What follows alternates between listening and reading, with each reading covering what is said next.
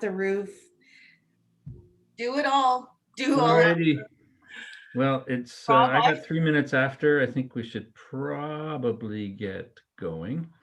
I see Emily is online.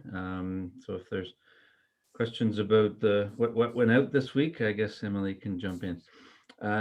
So good morning all. Thank you for joining. This is a week later than our normal, but last Friday was Easter Good Friday, so we thought we'd better push it off a week. So thank you for those who have rearranged their schedules.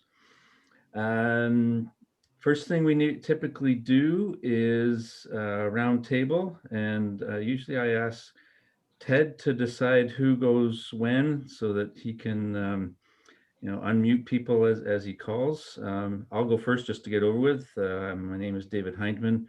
I'm the current board chair and president. The day job is as the chief science officer for a fire suppression technology company called Fire Rain in Napanee. And I'll go next. So I'm Ted Chu, former executive director here at Switch and currently on the board of directors of Switch. And I'll ask John Beard to go next. If you could unmute. Good morning. Yeah, my name is John Beard, and I'm on the board of directors for Emmanuel Residence, which is a social housing project in Belleville. And we're currently investigating the possibility of going solar on our building. So it's very busy and very exciting right now. This is very timely too. Thank you. Great. Helene Kamal. Hi, good morning. I am Helene Kamal. I'm a longtime member of Switch, and I used to be a house builder. I built to the Passive House standard, and in fact, I learned about the Passive House standard through a Switch meeting, a very fine presentation that was made at one of the monthly meetings. And yeah, I urge everybody to join Switch if you're not a member already. Thank you for the plug. Okay, Harriet. I'm retired from NRC IRAF a couple of years ago, and as David noted, I was on the board for a long time, and I've been a member since I think the founding days of Switch. Hi, Lisa. We'll go with Lisa Martin. Hello, other Lisa. Hi, I'm the only one today.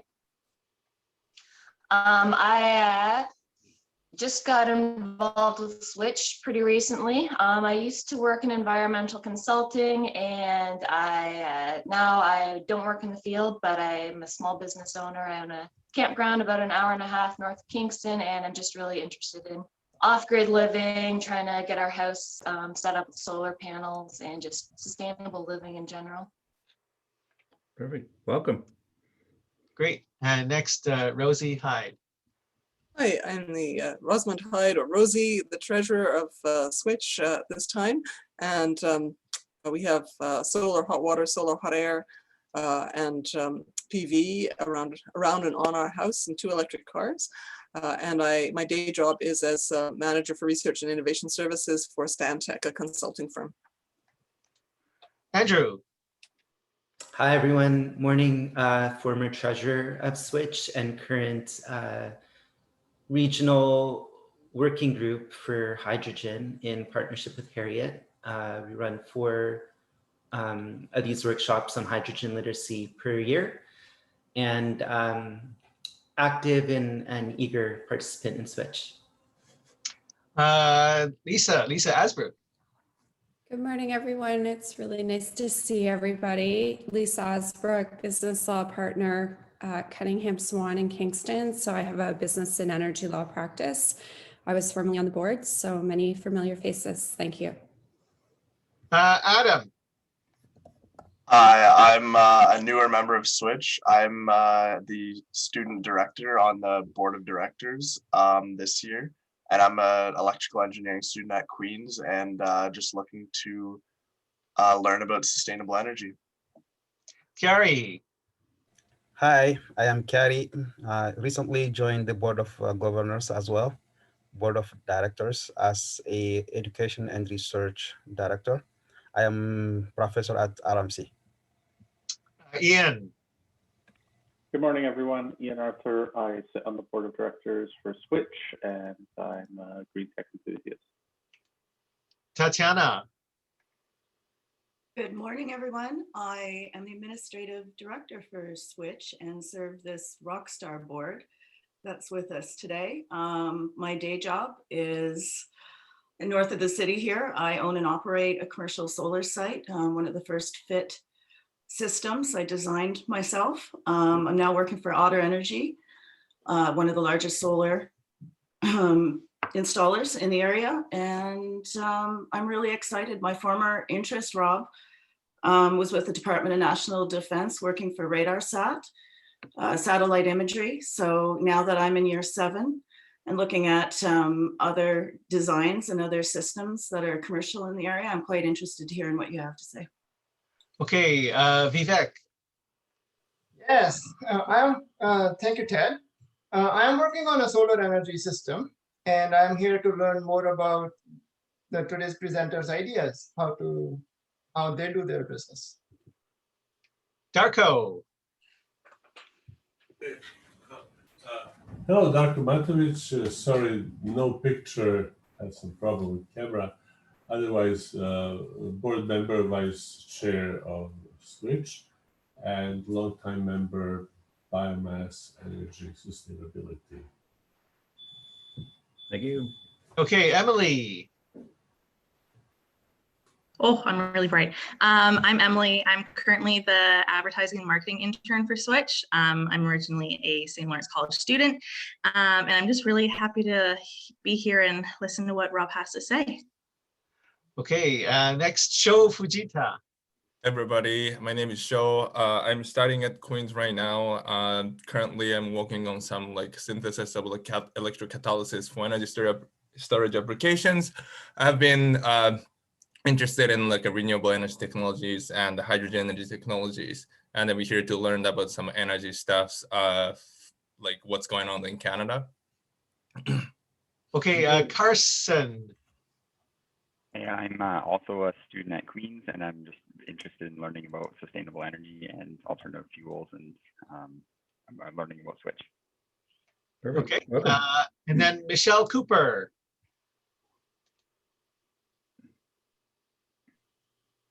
Hello, Michelle Cooper. Oh, I'll skip to Carol McKay for now. Maybe we'll go back later and see what happens. I am solely a purveyor of information, and I feel somewhat intimidated by all the credentials of everyone here. My credentials are primarily, I'm a librarian, and I am absolutely fascinated by the potential of hydrogen, mainly because hydrogen is everywhere, and all we have to do is get rid of that nasty little thing that it happens to be attached to. And unless it's oxygen. Anyway, I'm interested in all of this. I love the idea that what a half acre of hydrogen fuel cells would replace, I'm sorry, all you solar panel people, 6.5 acres or something like that of solar panels. I actually don't like solar panels, so I do have built-in biases. Anyway, that's all. I'm a grandmother, and I do this because A, I learn a lot, and B, I'm looking at the future for 2 really great grandchildren. Thank you. Bye. That's all. Ted, I'll listen. Okay, let's see now. Ranked us all there, right? Can we try Michelle Cooper again? And if not, there's somebody who's just connecting now, D. Cyrils. Oh. Hello, so D. Cyrils, I'm not sure who that might be, if I've got it right. Would you like to introduce yourself? No. Looked like they were having audio issues, but. Oh, maybe, yeah. Okay, Bob Vasily is here. Would you like to introduce yourself to the group? Hello, Bob. Oh, Bob is still connecting. Darn bandwidth. Bob? I thought I saw Chad. Chad, would you like to introduce yourself to the group? You're on mute, but you just have to unmute. All right. Thank you. I just managed to join at the right time. Chad Joshi with Advonics International. We're a maker of renewable chemicals for cosmetics and personal care and other markets. Okay, and we'll try D cereals again. We have another person. David McCallum, would you like to introduce yourself? We're just finishing up the introductory remarks. If you'd like to say hello, introduce yourself a little bit. Yep. Nope. Please just unmute and give us a little. Oh, here we go. Who you are. Hi guys, I'm just jumping in now. I had some technical difficulties. I'm an ESET graduate from St. Lawrence College, so I guess I'm just visiting from Ottawa because I live in Ottawa now. And I just briefly met Robert at the college with the Innovation Center, and so I'm excited to be here. Apology for the tardiness, though. All good. Okay, David, back to you. I think so. Yes. Let's keep her moving. So thank you all for joining. We've left Rob to. I'll do a quick introduction on him, and we'll leave his main intro to what he's going to tell us today. Before we get to that, though, we need to go through and thank our new and renewing members as we do every month. From what I could find from the Switch back end on the website, we have a small corporate member, Gilchak Holdings. Thank you very much. And for individual members, Emily has joined, even though she's our, as a student member, I'm assuming, as our student intern. She's helping with our marketing, getting our website tidied up, and just getting us ready for the very, very digital age that we live in. Oluwashina Dada, thank you for joining, and Diane Kelly was the other member that joined the ranks this month or renewed. So thank you all to them.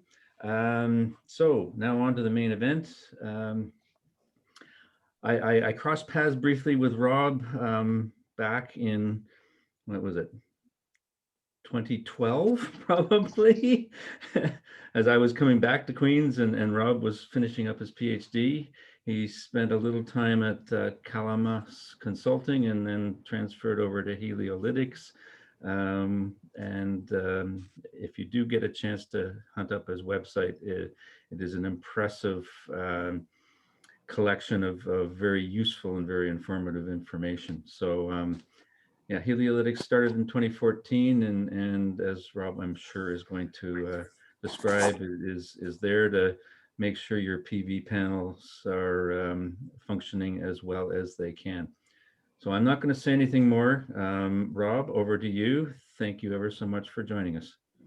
Great. Well, yeah, thanks so much for having me, and thanks for the introductions of everyone. It's really nice to come back here. I was a Switch member back in, I don't know, 2010 to 2013 before I moved away from Kingston, unfortunately, but lots of familiar faces here, and really nice to reconnect with everyone. I'm looking forward to the talk here. Yeah, my name is Rob Andrews. I'm the CEO of Heliolytics. We'll get into what that is and where that came from in this presentation. I think definitely, as I'm going through, this is also should be a conversation. So if there's questions you guys have, feel free to pipe to interrupt me, and we can chat about some of the stuff I'm talking about. I'm going to turn my screen share on here, and we can get into it.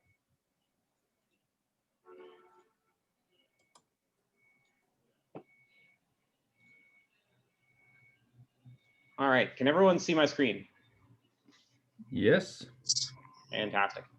Okay, great. So just to kind of orient you on what we're going to be talking about, I'm going to go through a brief introduction of Heliolytics, just kind of orient folks on what it is we do. Then talk a little bit about the kind of growth and building of Heliolytics. And, to skip to the punchline on some of this, a lot of the early growth of Heliolytics, we can draw a pretty straight line back to Switch. And so going to talk a little bit about that and some of the early days of, as David was mentioning, Calima Consulting, and then that evolution into Heliolytics. And then go into a little bit more of technical depth. I know there's a lot of folks here who like the technical chops of things, and so we'll talk a little bit about insights that we're finding from aerial inspections and some of the work that we've done. So this is our kind of standard high-level sales overview slide, but to give you a sense of what it is that we've done. So Heliolytics, we specialize in aerial inspections of photovoltaic systems. To give you a sense of scale of where we're at, so we've done over 70 gigawatts of inspections globally. We're active in US, Canada, Mexico, Chile, Europe, Australia. Japan was almost about to happen until 2020 happened. So that's to come later. We are a Toronto-based company. We have 45 employees currently. We are hiring now, so definitely please reach out if you or you know folks who might be interested. And we do have an international operation, but a lot of our focus is the North American market. To date, we've scanned over 70% of all utility scale solar in North America. So we have a really good sense of kind of what's going on in the market. To give it a better sense of what it is that we actually do, so we have aircraft that is equipped with high resolution sensors, both infrared and visual. We will capture that data from the site, so the visual data and the infrared data from a project, and then we will go through and analyze that data and identify locations where there's underperformance in the system. And then we take that data and translate it over into a digital as-built of the project that tells us essentially how much of the site is offline, what the root cause is of those failures, and what the next step is to go forward and fix that. So as you can see, we can go through and create these digital maps of the site showing the location where defects are. And this is kind of referred to sometimes as, it's not X-rays, but the X-ray goggles for solar. The idea that with especially when you get to large scale solar operations, the view that you get from data alone isn't usually enough to identify, is there broken modules, is there underperformance happening in certain areas? So the technology that we have augments the existing data analytics that's happening on a project and allows us to pinpoint that we have 5 degrees Celsius hotspot on this specific module, but also to look at trends across a project and across a portfolio that allow us to tell some interesting things about projects. And so we're going to, in the second half of this talk, we're going to go through some more details of this and some of the insights that we get out of the data that we've collected so far. I will actually pause there. Just, are there any questions about Heliolytics or kind of what we do at this point?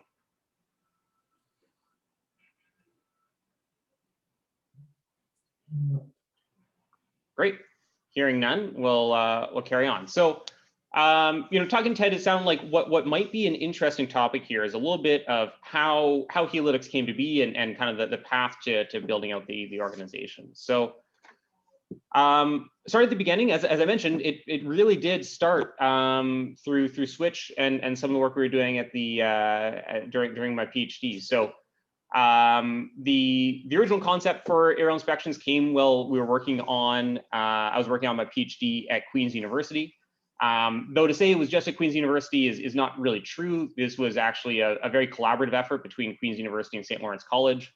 And I know there's a lot of St. Lawrence College students here who either helped out with or may still be involved with the outdoor test field there. I'm actually very curious to know if it's still around and kicking or what's going on with it. But so the PhD that I was working on was focused primarily on outdoor measurements of PV systems.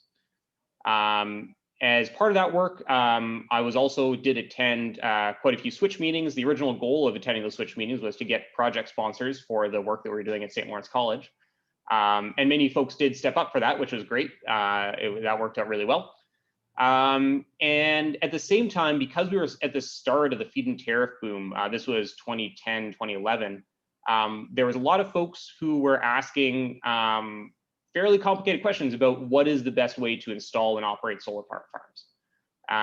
And a lot of these contacts and questions came out of switch meetings, and the first answer to what is the best way to do this is we'd chat about switch meetings, and then after that it turned out that would actually make sense to start a consulting contract. And so out of those conversations at Switch, we actually started Kalima Consulting, which was a consulting group that helped with designing early stage utility systems and doing performance optimization. One of the first main contracts we got from that was with SunEdison, going out and managing all the installation of their Met stations on a lot of the early builds of their projects. So, a direct line from the conversations that started at Switch and the connections we got here to consulting work and building out those relationships with some of these larger developers. At the same time, I was working on my PhD. My PhD was focused on PV system modeling and optimization, heavily supported by NSERC, and that was a really instrumental part of being able to explore the broad range of topics that I was involved with. And just to give a quick rundown of the stuff that I was involved with in the PhD, was looking at snow loss prediction models.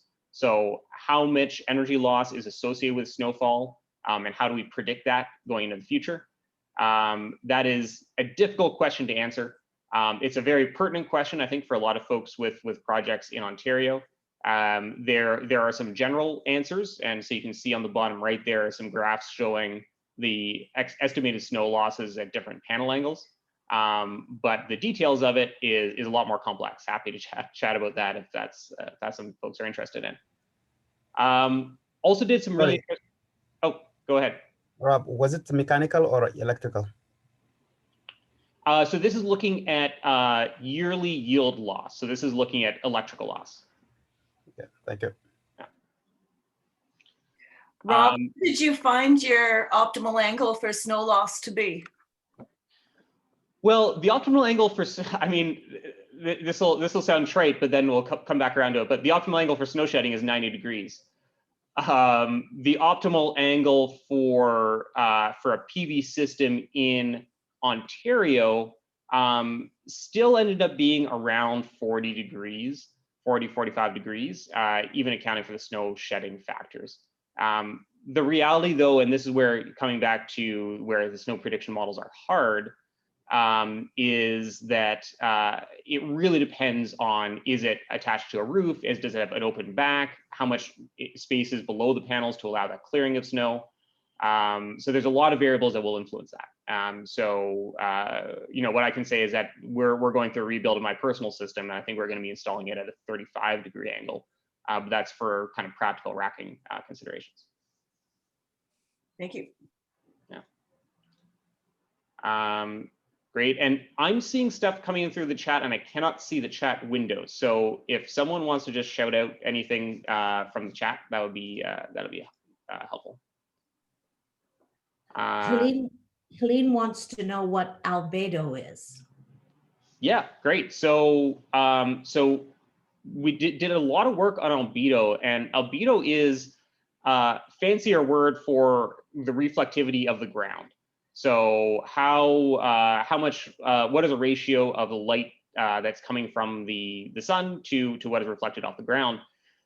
At the time I was doing the PhD, it was really just honestly an interest thing. I thought it was kind of cool that different colors of ground would reflect different spectrums of light, and looked at what were the impacts of that for a monofacial PV module, which was, to be honest, pretty minor. But now albedo is cool again because the new panel technology for solar is bifacial modules.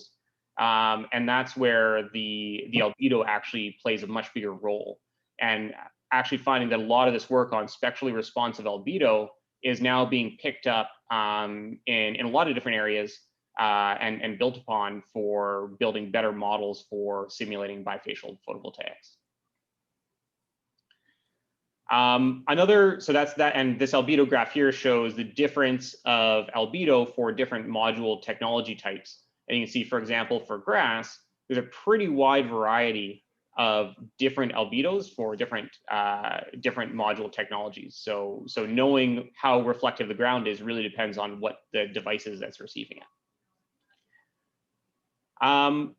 Another piece that I worked on was planar reflectors, the idea really basically of what happens if you put a mirror in front of a solar panel and how does that boost its output.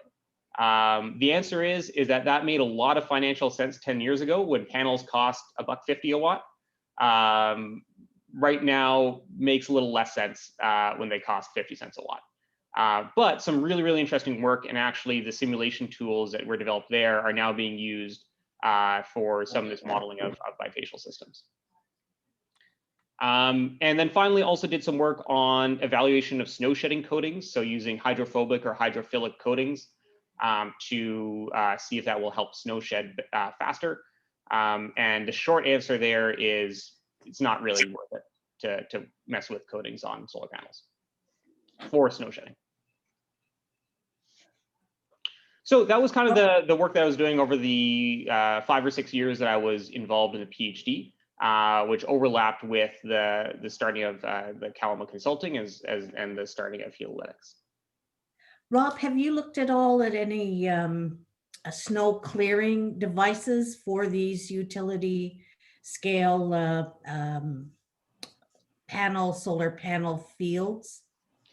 Yeah, absolutely. I feel like developers and owners in Canada of the 10 megawatt class sites are most passionate when talking about snow clearing. There's a lot of opinions on what happens there, and so we've seen there are 3 main technologies that we've seen being used. There is the blower type thing, just big industrial fans to blow the snow off.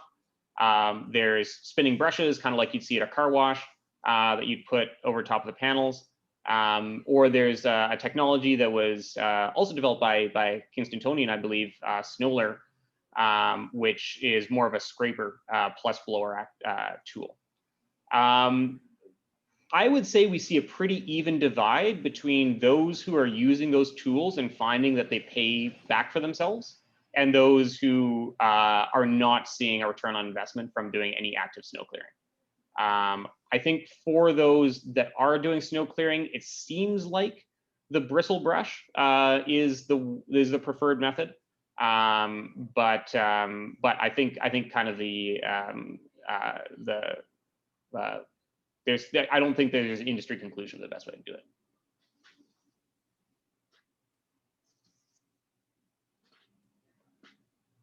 Yeah, and Snowler as well is another one that I know a lot of folks are working with as well.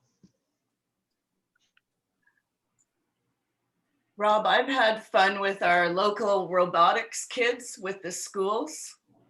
Yeah. Coming in and taking Lego robotics to their tools and driving them up with sometimes a melting cable, some fun things with the school. And I've been able to, drive some funds into some of those programs by getting them involved.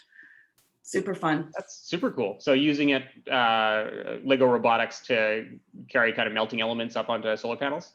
Yeah. Very cool. Yeah. I haven't electrocuted any kids yet. That's a good day then. Yeah, I mean, for a residential system, one of the kind of tips is also if you just throw a tennis ball at it, if it's, let's say, a rooftop system and it's not clearing, if you throw a tennis ball at it and make a couple little dots in the solar panel, once as some of the black part of the solar panel is exposed, it will start to absorb sunlight and then re-emit it in wavelengths that will melt the snow. So even just a few of these little dots on a solar panel will actually start to clear really quickly. So if you want to get your frustration out at your solar panels that aren't clearing, throw a tennis ball at it. Great. So then kind of, as I was finishing up the PhD, started to kind of roll into another mode. And this was where, got the opportunity to present at a lot of international US conferences and started to build relationships with some of the international research labs.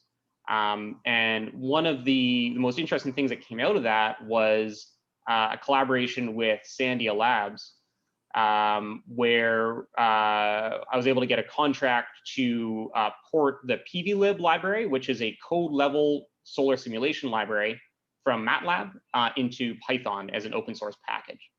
And so got to be involved in, I believe that was around 2014, in rewriting that full PVlib package into the Python environment, and then putting it up onto GitHub.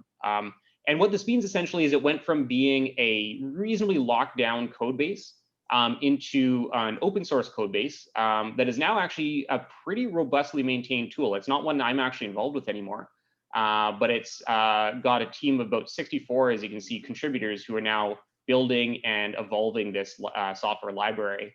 And the software library is now the back end of a lot of most modern PV simulation tools. So this is not something that this is all code level, so this is not something that would be like a program you can download, but it is a tool that now is a repository of all the best in class ways of simulating the output of a PV system. So that was a really, really fun project to work on, and also allowed me to connect with a lot of different industry players across the area. I didn't actually write any of the fundamental algorithms. I was responsible for porting those over into Python. And then towards the end of the PhD, also moved to Toronto. So moved to Toronto to be in closer proximity to a lot of the owners and developers and insurers that are associated with solar. And that's where we started up in earnest Heliolytics. And so that's where we met my co-founder, Mike Yan. And the two of us together started up with some office space in the Ryerson DFC location. And the deal we struck with them is that they'd give us free office space if we fix their 3D printers. And that was a great arrangement for the first year and a half or so of building out the company. And then we started to build out the company and the technology associated with Heliolytics. And so this was something that in a lot of conversations with the developers that I've been working on for kind of MET stations and data analysis, a problem that they'd always voiced is that it's very difficult to know how individual solar modules are working. So we looked at the tools that were used right now, which was handheld infrared and other tools like that, and identified that, hey, wouldn't it be cool to strap an infrared camera onto a drone, fly it around, and get a bunch of images and do some processing on it. So we started working on that. We worked for about 6 months to build a drone and put an infrared camera on it and use that to identify failures in panels.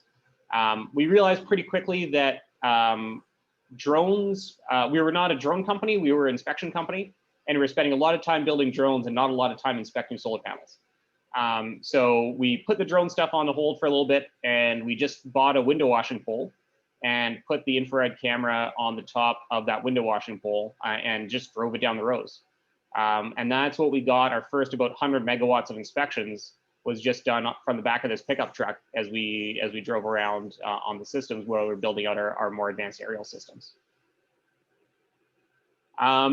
We then from there we did a very brief stint using drones to carry the infrared camera over top of the solar panels, but we actually realized that there were some limitations with that technology, and so we actually then switched pretty quickly to aircraft-based sensors, which allowed us to have a much higher level of resolution and accuracy than with the drones. And from there, we were able to kind of build from contract to contract. So we don't have external investors in the company to date, and have been able to kind of build trust and to build the company from there. And to kind of switch over to a growth montage here. So we started in 2014, 2015, we started with our truck-based inspections. And did a brief stint with the drone inspections. In 2016, we started with aircraft inspections. And from there, we started to build into international operations in Europe and Mexico. In 2018, we were fortunate that we started to do some portfolio level pilot projects. So instead of doing just an individual project as a proof of concept, we were now scanning entire portfolios. In 2019, we started to see that aerial inspections switched from being a bit more of a science project into being the industry standard for the way that DC health is measured in PV systems.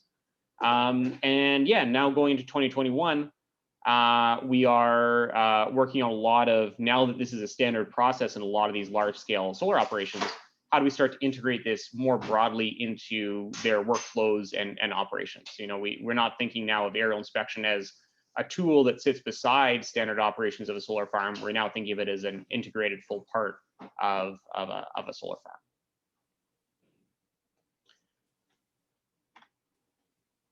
Great. So any questions on that, or kind of the growth of Heliolytics, or kind of how we got started? Rob, I've got a quick question back to the drone concept. Yeah.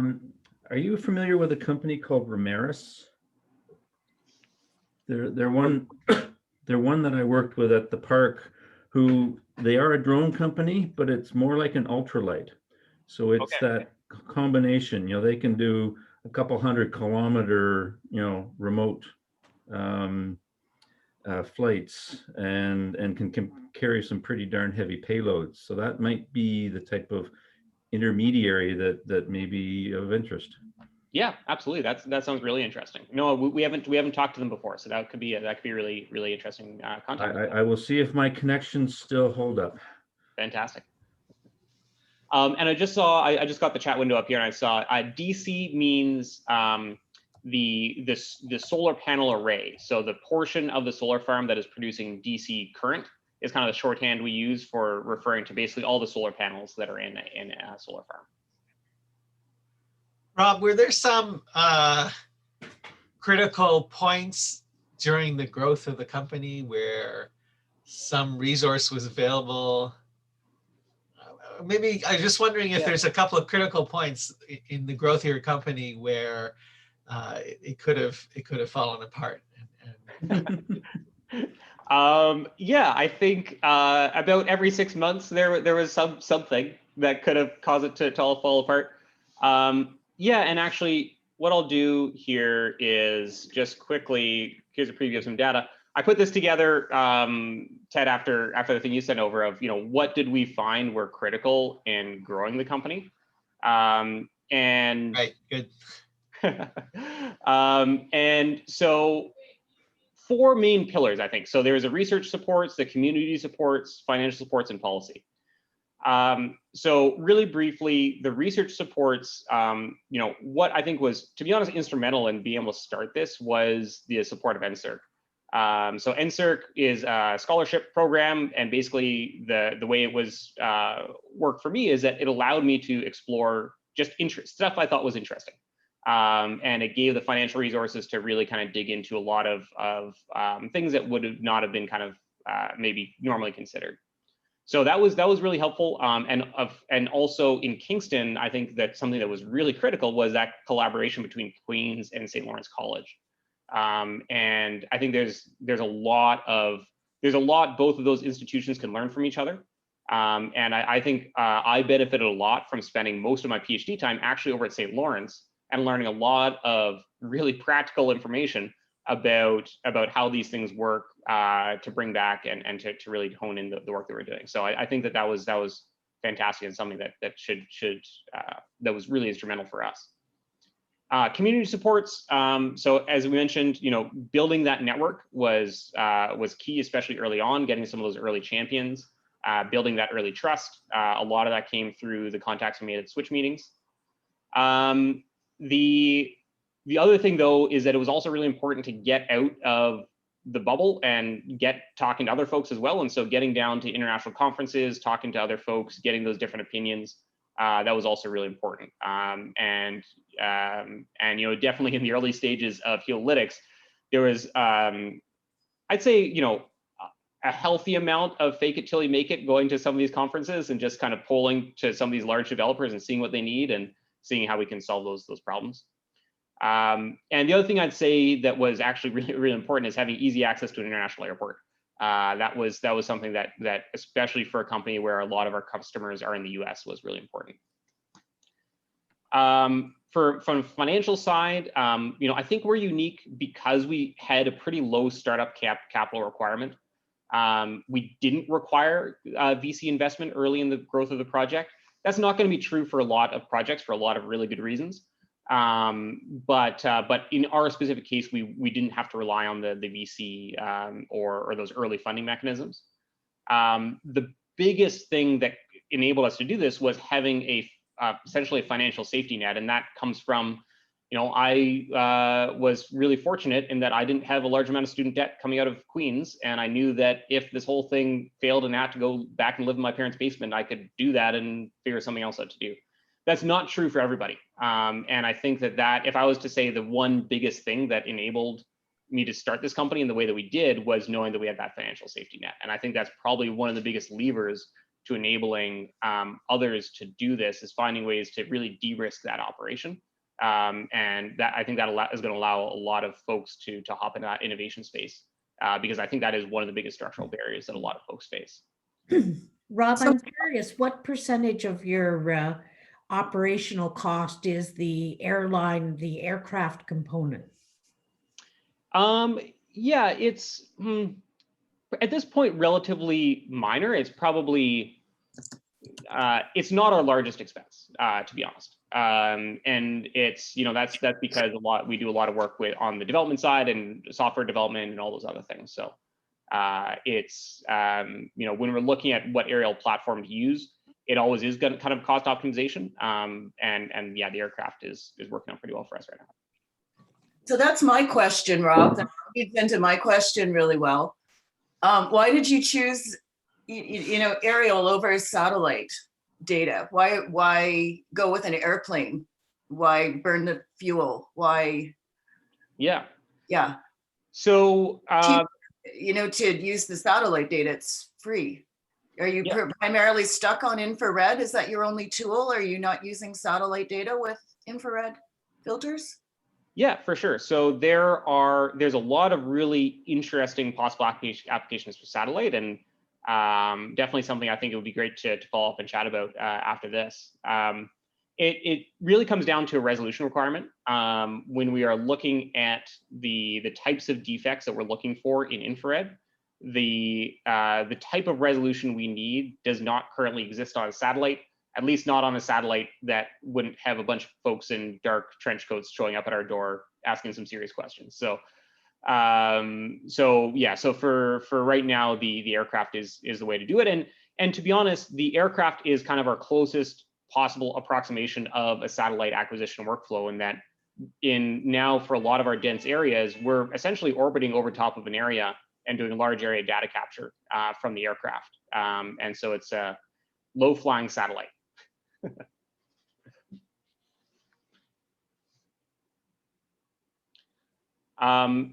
Maybe just to quickly go back to this. So the other thing just to say quickly is that the VC marketplace in Canada is definitely more limited, but we have found that there is actually a lot of there are a lot of good players here.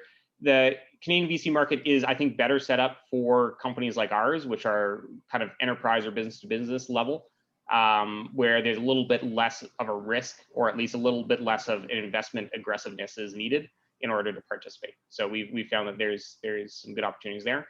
And then also through policy, there's a lot of policies that are really kind of globally leading that we've used. So things like SHRED, ORAP, OCE, NSERC, Eco Canada, those have all been really important and have come in at key points in the company in one of those 6 months periods where things where we needed the boost.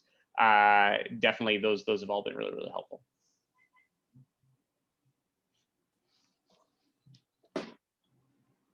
So I'm cognizant of time here, and I'm really enjoying the conversation. So I got there's some like graphs and numbers and details on infrared inspections that we can definitely get into, or we can kind of open up to a broader Q&A. I don't know what maybe Ted or David, what do you think would be best?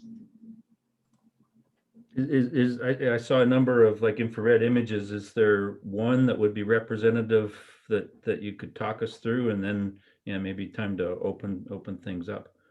Yeah, absolutely. So maybe this is a good example of kind of the source data that we're looking at. And so when folks think about using infrared on solar panels, a lot of the first thing people think of is hotspots. And so what you can see here, this is a field of solar panels. where so each box represents a individual solar panel. And then we can see the little dots that are inside here. The elevated temperatures represent hotspots. In this case, this solar farm was actually quite interesting. It was one that was built in a very remote location. The modules are shipped by sea, air, and truck. They hit the shipping bingo. And the modules were severely broken during that process. And so each one of those hotspots you can see is a cell crack, which is limiting the output of the modules. And so this is kind of the source data that we'd work from. So this is an example of what we'd see for hotspots. And then this is an example where we see these long lines. Again, each one of these boxes is a module, and we can see these long lines of elevated temperature. These are what we call submodule failures. This is where a third of the module is deactivated, and this is usually because of larger damage or issues which are occurring within solar panels. And we generally see that these, where a third of the module is deactivated, is the primary driver of warranty claims in the market, and is indicative of a pretty broad range of different failure modes that can be pretty consequential. And this is an example of a single axis tracking system. So that's why these panels are kind of in single rows going to north to south. So Rob, on that front, if you did a scan right after installation, do you have numbers on, say, percentage of failed rows, totally failed cells, and what's the average there? Yeah, well, there we go. We're teeing it up for the graphs here. So already.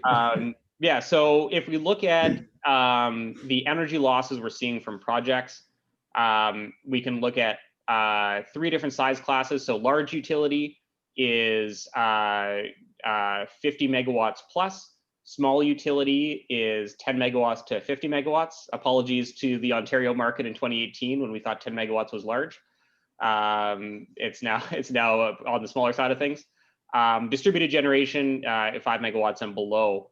And what we're looking at is on the x-axis here is the age of the site. So going from 0 to, we have some sites that are 10 years old. The area of each of these areas is a cumulative average power loss we're seeing from the purple is submodule, which is those linear things. The lighter purple is hotspots. Then we have balance of systems. This is things like strings, fuses, wires that are offline. And then the little orange bit above is the inverter part that's offline. And it's pretty interesting. And the reason we split it out into these different classes is that we can see that each size class actually has a bit of a different story to tell of how systems evolve over time. So interestingly, for the very large utility, some of these 100, 200 megawatt class projects where they have personnel or a station on site year round, we can see that the first year there's a typically large number of failures. So we see about 1.5% of the site is offline because of balanced systems. But then what we can see is that the site actually gets a little bit better with age, at least out to the kind of year 8, year 9. And this is broadly because those sites are able to get a handle on their data analysis. They have technicians that can be dispatched to go and fix things as it comes up. So this is kind of the learning curve of getting into how can we learn to operate a solar farm. The opposite here is distributed generation. These are rooftop systems, things like that. And we can see this follows a more traditional failure progression. What we'd expect is that over time, these failures continue to increase with time, both for balance of systems as well as for the more module level defects we see over time. And our general rule of thumb is that a key indicator for how broken a site will be is its proximity to humans. The closer you are to humans with your solar farm, the more likely it is to be broken, both because of active things like people throwing stuff at them, but also passive things like pollution and other things that can come onto the panels. Seems to all have impacts on its long-term reliability. Cool, thank you. Yeah. So Rob, are there any other key points, or should we just open things up? No, I think that was it. So let's yeah, definitely happy to open up to Q&A. All right, let's maybe do another 5 or so of questions. If anybody's got them, then we can move on to our normal sector news. Anybody else? I have a question, David. It's Andrew. Hi there. Thanks a lot, Rob. That was really insightful. I have a basic question, but I'm just not clear. Like, what is your sales pitch? Like when you call or engage like an industrial solar farm or whatever it might be, like what are your reps saying on the phone to convince people to then take you guys on? Yeah, for sure. And I saw another thing come in the chat here of what is a cost benefit analysis for our services. So the quick answer for that is that the sales pitch is based off of two main items. It's energy optimization and risk management of the project. So energy optimization is how can we find failures in the solar farm or their money printer where it's not printing as much money as it should, and how do we allow them to bring that back online? So all the failures we're finding are failures that they're not finding through traditional techniques. And the other part of it is risk management. So how do we identify, for example, in this site, these little hotspots probably are not causing failures right now in terms of massive energy loss, but they need to file an insurance claim because over the long term of this project, there's going to be issues that are going to be coming up that they'll be associated with that. So from a cost benefit perspective, the amount of energy that would need to be recovered from a typical utility scale solar farm in order to pay for our services is about 0.05%. And on average, we're finding you can see kind of between 2 to 3% failures. So it's a pretty stark return on investment to the point that we don't actually include that in our sales decks anymore, because as soon as you start saying like 10x return on investment, people start not believing you. So yeah. How much do systems cost for a 100 kilowatt system? Does your team provide on-site O&M to problems you fix? So I'll answer the second one first. So we do not provide on-site O&M. We work with different O&M partners. So in Canada, some of the leading folks like Northwind, Canadian Solar are the folks that we'd partner with to do the on-site O&M, or they bring us in for sites where they're doing the on-site O&M. How much would it cost for a 100 kilowatt system? I need to actually check what it would be for a 100 kilowatt system. It would be in the hundreds of dollars. I'm not exactly sure where it would land. The one thing to say is that with the aircraft, we're very, very efficient at small kilowatt systems. So because with the aircraft, we can capture many in the same time. Our best day of flying was 70 sites in a day. And so when we have larger groupings of projects, we can be really, really efficient even at these smaller scales. We're still trying to figure out if it makes financial sense, to be honest, on those 10 kilowatt systems, the microfits. Interesting folks' thoughts on that, but definitely on the rooftop 100 kilowatt stuff, we've done a lot of work.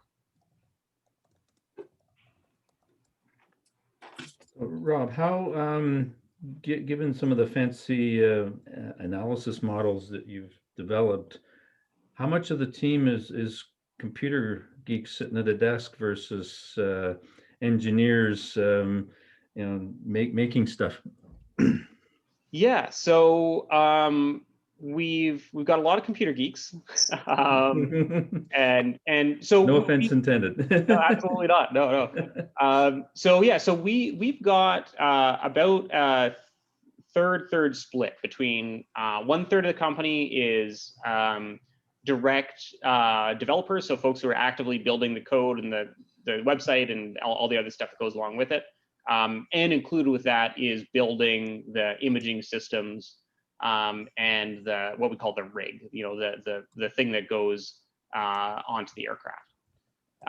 The other third is flight operations. So because we actually do manage these operations globally, we have a whole team that's responsible for all the logistics coordination of getting the aircrafts into the right location at the right time, coordinating with folks. We do also use drone analysis, and so coordinating with our drone inspection teams to make sure that that data acquisition happens at the right time. And then the other third of the company is our analysis and consulting team. So those are the folks who are actually bringing the data in, putting it through our systems, making sure that it's good quality, putting together reports for our clients. and then doing other consulting work as well. So doing more advanced analysis and data analytics projects. Perfect. And as you're hiring, are there parts of those thirds that are more in need? Yeah, so we're doing a lot of hiring right now on the development side. So I think you'll see that coming up as well. I should say it's probably an even split between the development and data analytics side. So both of those are kind of active areas of growth. We've quite happy that our flight logistics is actually quite dialed in now, which is awesome. So for right now, we're keeping that team where it is because it's doing a great job. Perfect. Any other questions? A quick one, maybe. What kind of competition are you facing outside of North America? Yeah, so the joke that I always say is that about 5 years ago, everyone with an MBA started a drone company. So there was actually a pretty large amount of competition in the space of folks who are coming into this. That's now dropped down. So we've got kind of 1 or 2 main competitors in these different international markets. Our key differentiator is that we manage all the data acquisition, the analysis, and the consulting and backend work that happens for these projects. A lot of the other folks in the market have taken a much more software-centric approach, which works for some customers, and that's great. But we find that we're able to really dive in and really help out on some of the more complex issues that come up because we're kind of involved all along the pipeline of the data capture, analysis, and consulting side. I'll also say just we're definitely I think it's still true that we're larger than all of our competitors combined so far. Congrats. Yeah. So anything else? Otherwise, so I'm not hearing anything more. So Rob, Sorry. Sorry. Question? Sure thing. Hi, Rob. I'm just really curious. Can you reiterate again?Maybe I was asleep at the wheel, but why can't I have a drone that flies 30 feet in the air and maybe give you the data? Like it's just I can't get a high enough resolution camera kind of idea. I'm just curious. Yeah, for sure. So, a drone is also a very legitimate way to do the data capture. And we do use it in some cases. The reason that we use the aircraft is we kind of look back at the fundamentals, and the things that we wanted to manage was we wanted to have a lot of control over the data acquisition pipeline. So what we were concerned with is that as we were to scale something like a drone platform, we would either need to have to hire a huge amount of drone operators to be able to allow them to go and do all that work, or work with subcontractors and different drone providers who would all have different equipment, different calibrations on the cameras, all that kind of stuff. And so we saw it as a scalability issue where we wouldn't be able to maintain control over that data capture. The advantage of the aircraft is that we can put a much higher quality payload on it. So the data we get is better. We can do wide area capture much better. And also just kind of put some fine numbers on it. Once we start to get to 100 megawatt class projects, for a 100 megawatt class site to do a very high resolution drone inspection would take between 1 to 3 weeks of flight time. For us, it would take about an hour with the aircraft. So with the aircraft, we're able to get just much higher volumes of stuff through, which means that we can use that platform much more expansively and deploy it across a larger number of sites. So it comes down to kind of a data quality and logistics optimization. So, sometimes we will use a drone, sometimes we'll use but the majority of times we'll use the aircraft. That's an excellent answer. Thanks very much. Thank you. All righty, Rob, thank you again. I want to point out that our official time is until 9:30, so we've got half an hour yet. But we'll go through sector news and then we'll open up the floor for anything else or cross discussion amongst everybody who's joined us today. Ted usually leaves the feed up until about 10, so that if there's smaller discussions that want to go forward, we're welcome to that. This is one of the places where we very much miss being live and in person, because it's that social interaction, the chatter at the beginning and end of meetings is sorely missed and not quite the same through Zoom or Teams or whatever. So anyway, thank you again, Rob. Look forward to any more further questions after we do the sector news. So at this point, we always go through and see if people have got stuff to comment on, bring up for the group on the broader sustainability landscape. So today I'll start with anything on fuel cells.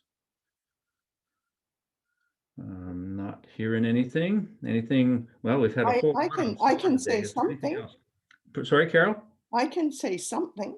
Well, please go. It depends. I mean, there are so many types of fuel cells. Do you mean, are you being at all specific? Because of course, anything I say is going to be related to hydrogen. Yes, well, no, that's fine.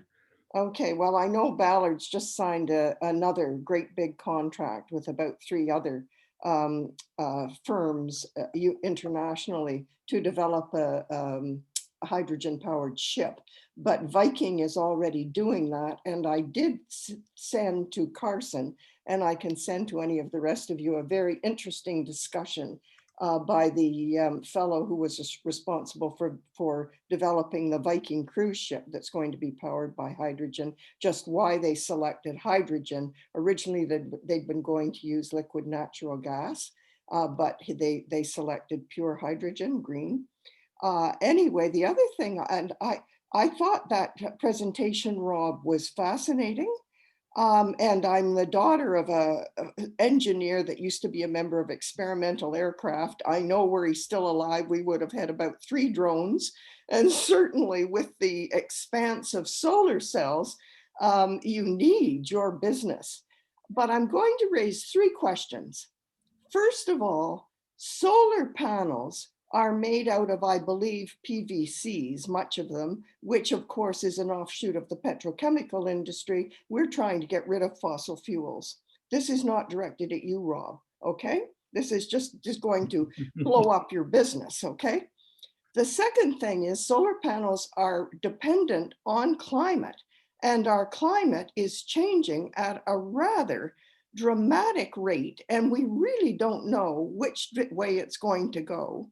And the third thing is that visually, acres and acres of solar panels, I find an affront to the senses. I don't mind if they want to stick them up in the Gobi Desert like the Chinese have, but I'm from southwestern Ontario, the best farmland in the world.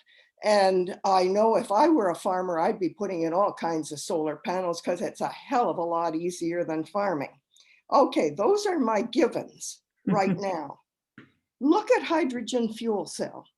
You look at the pictures of them on the internet. Check out the Apple manufacturing place in the States. You'll see 6 of them which power all the iCloud storage. They're made out of stainless steel. They are virtually indestructible. Okay, that's my first point. Secondly, everybody was worried about snow, or somebody was worried about snow damage. Could your drones pick up and predict that? Hydrogen fuel cells are impermeable to snow. And in fact, hydrogen, anything to do with hydrogen, thrives in cold climates. Okay? And what is the last thing I wanted to say? They're not made out of PVCs. Fraction of the acreage, virtually indestructible, and it loves cold. I think I've said it. Removes all dependency on weather. Anyway, that's all I'll say. After a while, I think you become convinced that the only reason we don't go hydrogen is because of the cost of the hydrogen. And the reason for that is there's no real demand for it right now. It's so available. Were the technology to be developed, it would be so sensible that it would put so many industries out of business. Anyway, that's all I'll say. I loved your presentation, Rob. I just think that if solar panels for Canada especially, aren't really the answer, and they are a visual blight. Well, Rob, please respond.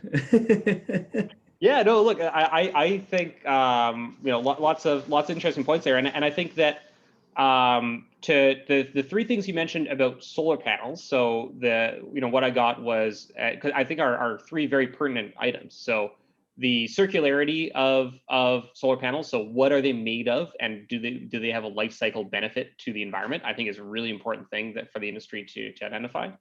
So maybe just quickly on that.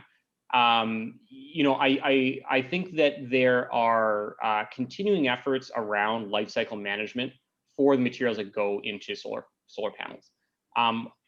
I do believe that currently the vast majority of the materials that are in solar panels are actually recyclable materials, but we're actually on quite a few working groups, both in the US and internationally, working on developing standards for how solar panels can be manufactured for circularity, and what regulations need to be in place to make sure that as these solar panels hit end of life, they don't go to the landfill, they go to recycling it, turn into other solar panels or whatever else they need to be.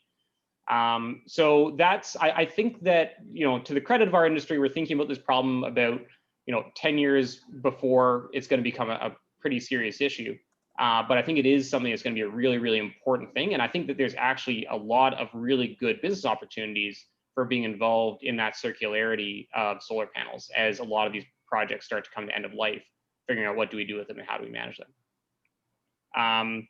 Another interesting thing on climate change is absolutely true. And actually we're seeing that the financing of solar panels of solar farms is being influenced by severe weather events that are occurring because of climate change. And also that the variance in output of them is also being impacted by that. To be honest, in a lot of cases positively, where rainfalls are going down in places like California, causing increases in output of projects. Yeah, so anyway, I thought those are interesting points, but I don't know if, Yeah, my reply to that is simply why.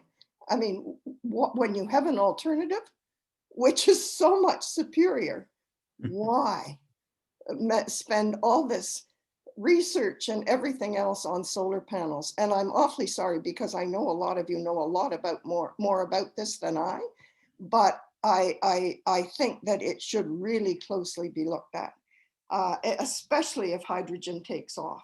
Because I think they may still want you for, they need energy supply to get at the hydrogen, and mainly wind power is what the countries are using. And hydroelectric is what Canada is going to use in that new plant going in Quebec. And I believe hydroelectric's going to be used with the plant down in Pennsylvania that Plug Power is behind. I think that the acres and acres of solar panels in a country like Canada are not going to be the way to go, but that is just my opinion, and I will say no more. Yeah, we should probably move on to some of the other sectors. We can continue this one Can I just say a couple of after the things? main event. What's that, Harriet? Can I just comment on what Carol's talking about? I mean, the strength of Switch has always been, Carol, the supporting of all sources of renewable energy. And while I'm very positive about hydrogen, like yourself, for distributed generation, there are lots of options. And by the way, steel is not so green either. So, there you go. It's not, Harriet. I do agree with that. I know they're working at cleaning it all up, but it's not that green. There's a whole lot of things wrong with my argument. I wanted to play devil's advocate, and I wish I liked solar panels better. I don't dislike all of you associated with solar panels at all. I just don't like them visually, and there are other things that I won't go into. Okay. All righty. Let's pick another topic here for a moment. Anybody have anything on bioenergy, which not been a high one on anybody's list in the last while. Electric vehicles, transportation in general. So I thought for sure Spencer would have been on the call, but if you haven't seen it, watching March Madness on Monday, Hummer is coming out with their EV that is priced at like $120,000 $10,000 or something. It's ridiculous. But it has the technology in the vehicle is pretty impressive, and it does have some capabilities for a small reverse flow, like it could be its own internal power generator back into your home. So I'm still learning about it. However, anyways, the point of this update, the non-technical point, was that you can reserve it for $500 by going into your GMC dealer and putting down deposit. But the actual production time and availability is until about 2023. So you got 2 years to wait and save up your $100,000. So interesting there, you know, North America continues to build the biggest things that you can put on the road. Countries like China are building for the masses, you know, very, very small, lightweight, you know, short commutes. So it's very striking the different temperaments of the markets, and Europe is probably somewhere in between on what they're putting out. So thank you, Andrew. Wind, anything on wind today? No. Geothermal, anything on water power? So hydroelectric or tidal or any of those fun things? Okay, education. Conservation. I've been having some fun. Could anybody for conservation, I've been working on Mr. James Reed's funeral home designs for solar, and I need a contact from the Cataraqui Conservation Authority to make sure I can build in the region he's thinking about. Does somebody have a contact for me? I would just contact the executive director of the I did. I contacted Ross Sutherland first, who's the South Frontenac one. So I think I'm on the right page then. Thanks, Ted. The Cataraqui Region Conservation Authority. Just whoever the executive director is, and they have a lot of staff there. So. Perfect. Alrighty, green building. Ted, anything you want to comment about our upcoming sessions on home electrification? We're still working on organizing that. So okay, so gather some people together to work on energy retrofit program, and we're trying to sort of dovetail with that, specifically on the topic of, you know, new and retrofit electrification as a way to lower the carbon impact on residential housing. So that's a work in progress. If anybody, I'd say, on the call is interested in being involved, there will be an information, some type of a session coming up that Ted's still working on. So stay tuned for that. Did I get it right, Ted? Yeah. It's just we're just having trouble organizing. Yeah. Okay. Well, stay tuned. Anything else on collaborations? Okay, I think we're good. Anything else sustainability wise that people would like to bring up? David, did you want to Andrew or I to give an update on our meeting in March, because we had 30 Perfect. people attending? Yes, please. Yeah. How'd that go? Excellent. Andrew, you're up. Sure. So let's split this update, Harriet. So we had our first series in show, the Switch Hydrogen Ontario Working Group, and had really good attendance. So as Harriet mentioned, we had close to 30, just around 30 people, and new people to the Switch community. So these weren't familiar faces for the most part, which was also really interesting. As a reminder, the theme for that first workshop was just policy overview and just coming to terms with hydrogen, its color spectrum, and what Canada is pushing as a color spectrum versus what other countries are pushing. And we also talked through like some of the concerns we had and the buy-in on the financial modeling and projections, where the government of Canada is using some pretty aggressive numbers to convince Canadians of the opportunity behind hydrogen.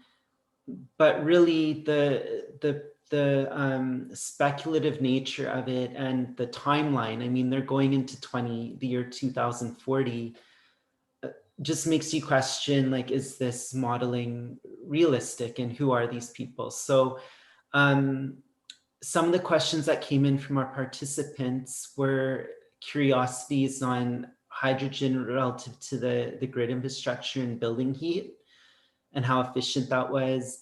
Other people were looking at industrial feedstocks and curious about how it could align to their current business operations.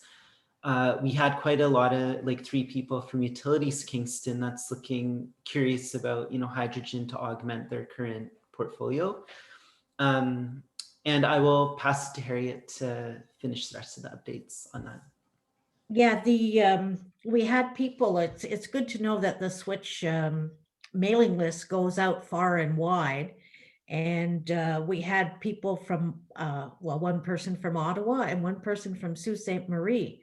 So we had quite a regional, we had some level of regional involvement, which is what Andrew's original goal was as well. And yeah, just it's, I think there's going to be lots of interest, and obviously Carol's a very active participant, and I think we'll move forward. I think there's definitely, as we discussed on the call, lots of opportunities for hydrogen, and I would suggest that anyone who is interested keep in touch. Our next meeting is in, when is it, Andrew? I think it's June. I'm in June. Yeah. And we'll be promoting it through Switch as well. Yeah. And the next one with more of a focus on transportation, if I remember correctly. Which is, I think, the short term, and I think it's very interesting. I'm going to look up the Viking cruise ships, because, you know, I think both electricity and green electricity and fuel cells for the shipping industry, which is a huge component of carbon dioxide emissions, is going to be important for the future. Harriet, I can send you that link. What I've been doing is sending most links to Switch generally, and then I put for the hydrogen group. Have you gotten any of those, Andrew? Remember, Andrew, you asked me for the particular one to do with municipal applications. Right. I sent, what I did was I sent a note to Switch saying everyone who's a member of the hydrogen group should also subscribe. You don't have to pay, but monitor regularly the Canadian Association of Fuel Cell and Hydrogen Energy, and the American one, because they bring out very interesting reports with all kinds of contact information. And that's where that municipal one came from that I showed you during the hydrogen group. The Viking one is really interesting. And I don't know, I think I was researching just cruise ships generally. And I came across this, and then I did find it's an actual discussion from the fellow who switched them from liquid natural gas in the design of this new ship to pure hydrogen, and his reasons why. And I only sent that to Carson, but I can certainly send it to you, Harriet. Well, we can probably easily, as you say, find that online. I'm just wondering, David, if we should add that category to our shopping list for Switch discussions? And you mean, or is it, do you consider it's under fuel cells? Or is it under transportation? That's a good question. I'll let you at the board figure that one out. Okay. All righty. Yeah, and you know, again, you jumped in. I thought about it as far as fuel cell, but then we got off on other tangents. So if there's nothing else, I know we've got a few minutes left on the regular session. Again, Rob, thank you very much for the very informative discussion. Good luck moving forward. I will get you at least a website that you can poke at for Romeris about what they do. And so our next meeting is, this is April, May. Let me look and find the exact date. May 7th. We are still working on finalizing who that will be. So stay tuned on that. And we again thank everybody who attended today for being part of the discussion. If you're not a member, individual memberships are pretty reasonable, and it goes to keeping the virtual lights on for the organization. So please consider. And I'm going to leave now because I need to get to my day job. But I believe Ted's going to leave the platform open for any further discussion. Yeah, one additional point that I said to Ted as well for the board is I know Ian's left, but a lot of people we're discussing success stories for Switch. And this is one of those great ones, Rob, that would be yes. perfect to show the impact, short-term, medium, and long-term, building a tremendous business. Congratulations. Yes. Great. Yeah, thanks so much. And thanks so much for having me. This is fantastic. Perfect. All righty. As I said, I need to run, but we will catch everybody in a month. Bye for now. Okay. I'll leave this up I'll stop the Facebook live stream, but I'll leave this this up for anybody who just wants to stick around and have a discussion. Thanks again from me, Rob, for it's really cool. Maybe I have one question if you have a bit of time, Rob. Yeah, absolutely. Which is just what in particular, were there particular financial supports very early on that gave you that safety net that allowed you to take the risk of starting a company? Were there anything in particular that you can point out?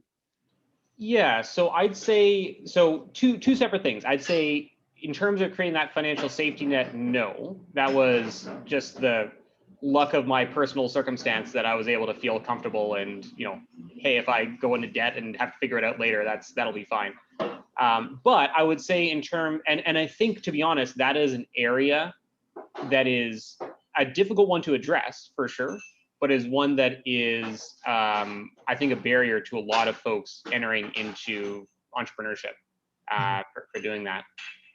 That being said, there were some things that were really important for us early on. So OCE, Ontario Centre of Excellence, provided us with some early funding, which was fantastic.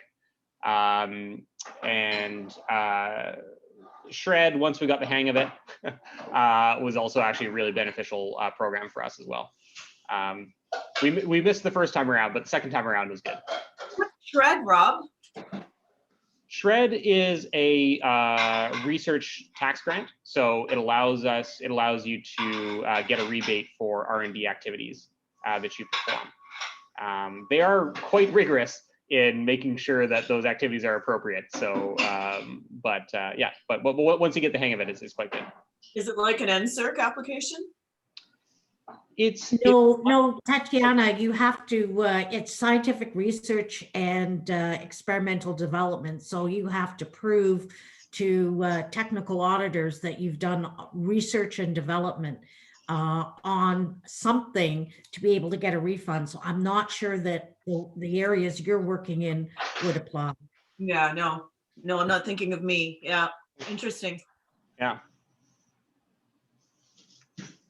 But yeah, I would say that, and this is always the conversation that happens around innovation side things, is that the very early stages is definitely the hardest part, right? Is before you have a business plan, or not before you have a business plan, before you have a validated business, it is difficult to get access to funding. And I think there are really good reasons why, and that's where friends and family rounds and angel investors and stuff usually come in to fill that gap. Yeah, but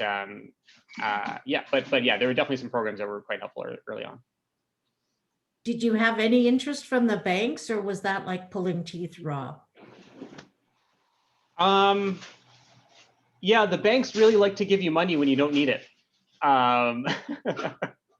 So yeah, no, I would say that we've had some good relationships with folks, but yeah, loans is not really relevant until you get farther into it. Actually, I will say that once we got a little bit of momentum in the company, EDC and some of the programs they have, and oh, my CFO will kill me, but the other one that that provides some loan backing for early stage companies is also quite useful. You have to have a certain amount of momentum before that becomes applicable, but that's been helpful.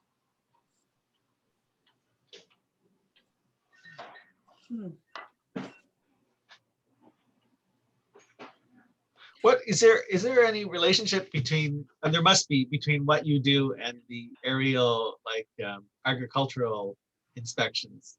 Sometimes people fly over and see like what part of their crops are doing well or not, because maybe that means they need to apply some minerals somewhere, things like that. Do you, I mean, it seems like an airplane flight would be expensive and you might even want to combine some of these things. Yeah, for sure. All in one flight. Yeah, I mean, the agricultural market is a lot of people have found very inventive ways of losing a lot of money in inspections in agriculture.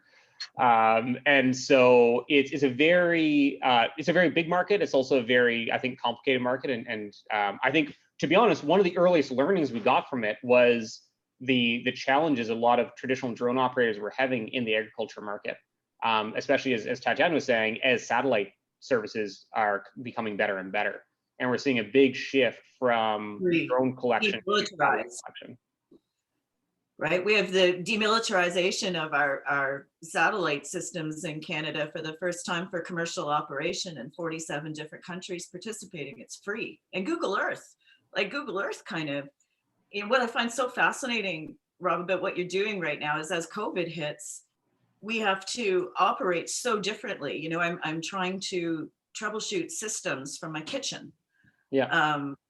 And I can, which is amazing, actually. I think I found that the most interesting.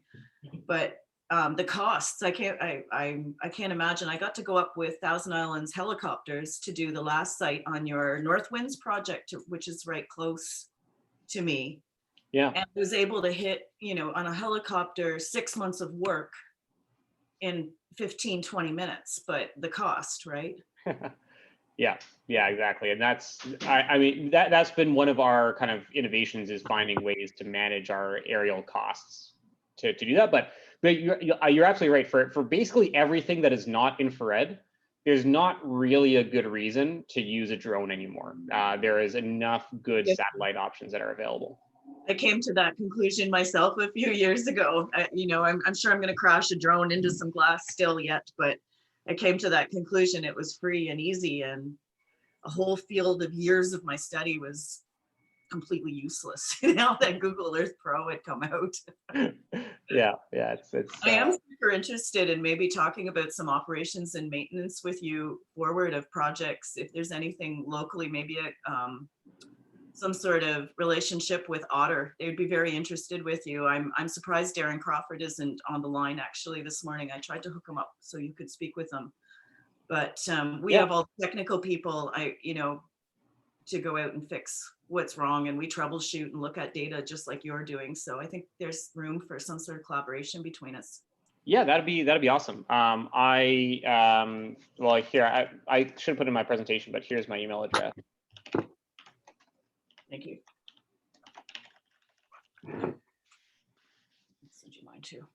Wonderful. Thanks, Rob. I really enjoyed your talk. Thank you. Yeah. No, thanks so much. Happy Friday, everybody. Thanks very much. And Rob, if it's possible for us to post your slides, let us just, if you could email me, that would be great. But if, I mean, maybe there's proprietary stuff in there. Yeah, I think it would be fine. It's okay. Yeah. Especially that slide on the development of your business and the factors that that's a critical slide that so many businesses, whether renewable or not, could use. It was a very good slide. Yeah, great. Absolutely. Yeah. No, I think everything here is good. I'll just take a quick look maybe over the weekend and then shoot them over to you Sure. guys. Yeah. Okay. Thanks. Awesome. Great. Well, thanks, folks. I got to hop here, but this was Okay. fantastic. It was nice to get plugged back into the community here. So that was fantastic. Good to see you, Rob. Thanks. Thanks, folks. Bye.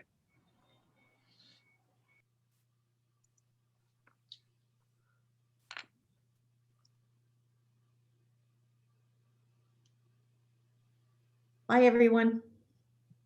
Bye, Harriet. Maybe I'll just end the meeting. Looks like not too many people still talking. Okay. Bye-bye, everybody.